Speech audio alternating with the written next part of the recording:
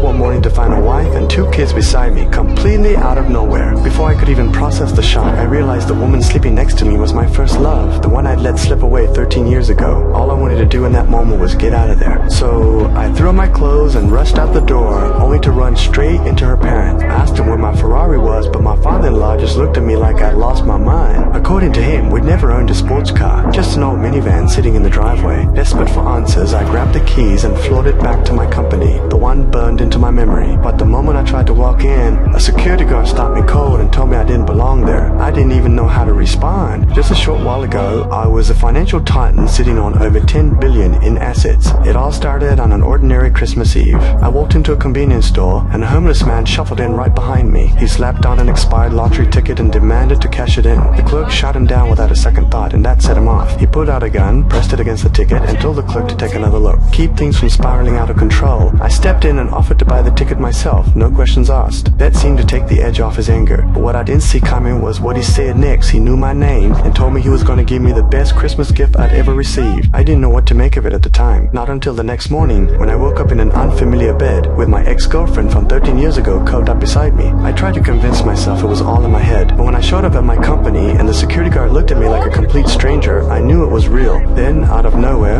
a Ferrari came screaming around the corner and nearly took me out. I looked up, furious, and behind the wheel was the homeless man from the night before. That was my car. I exploded at him, telling him he'd stolen everything from me, but he just told me to get in. On the drive, he said something I couldn't shake. Nobody gets to have it all. He hadn't taken anything from me. He'd simply given me the chance to live a different kind of life. Maybe, he said, I'd find something here that I'd lost a long time ago, and when it was all over, he'd send me back. That's when it finally hit me. He wasn't punishing me. He was giving me a shot at the one thing I'd always regretted, the chance to make right what I'd walked away from when I chose my career over the girl I loved.